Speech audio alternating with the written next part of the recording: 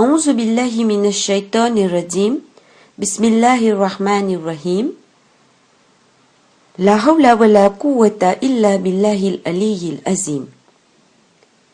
Mes chères sœurs, chers frères, très chers enfants, Assalamu alaikum wa rahmatullahi wa barakatuh. Je voudrais vous raconter aujourd'hui l'histoire de deux oies qui voulaient partir en voyage. Vous savez que chaque automne, quand l'automne arrive, à ce moment-là, les animaux vont voyager. Alors ces deux oies s'apprêtent à voyager vers des contrées plus au sud. À ce moment-là, un crapaud vient les voir et leur demande « Est-ce que vous voulez bien m'emmener avec vous parce que l'hiver sera très rude ici et j'aimerais aussi partir avec vous au sud ?»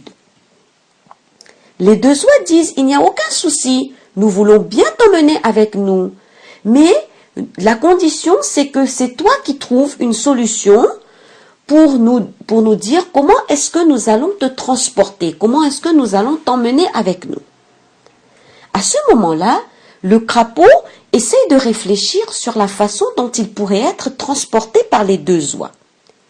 Il regarde autour de lui et il trouve une grande branche d'arbre. Alors il se dit que c'est une bonne idée de se faire transporter sur cette grande branche d'arbre. Il prend la branche et il va rencontrer les deux oies. Il dit à chacun des oies « Je voudrais que tu tiennes de ce côté-ci, cette tige, et toi, tu tiens de l'autre côté. Et puis moi, je me mettrai au milieu et je m'accrocherai à cette branche avec mon bec. » Les deux oies étaient d'accord. Ils ont dit « Oui, c'est une très bonne idée. » Et c'est comme ça qu'ils se mettent en route tous les trois sur la rivière. Donc, chaque oie est en train de tenir une des extrémités de la tige et le crapaud est au milieu.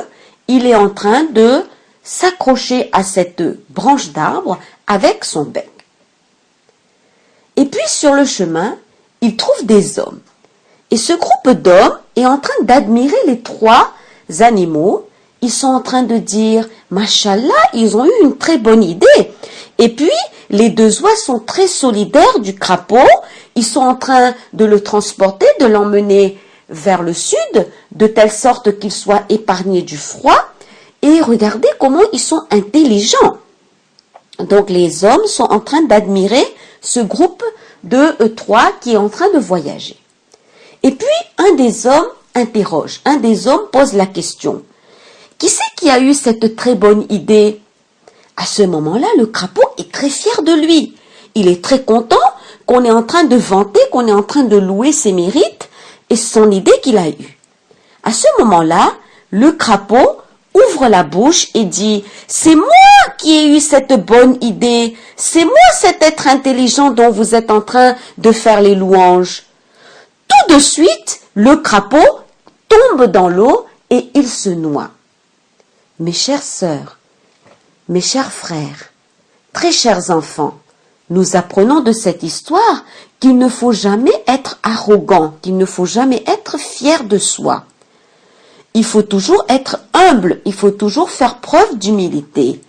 Et il ne faut jamais dire « je suis intelligent, je suis la plus belle, je suis la meilleure, je suis le plus intelligent du monde, je suis le plus digne de louange, etc. » Nous prions Allah subhanahu wa ta'ala pour qu'il nous donne le tawfiq, pour qu'il nous aide à être toujours humbles et à ne jamais être fiers de nous.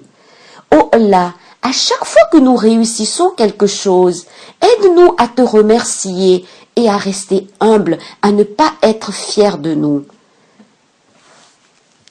Rabbana taqabbal minna innaka anta samiul alim.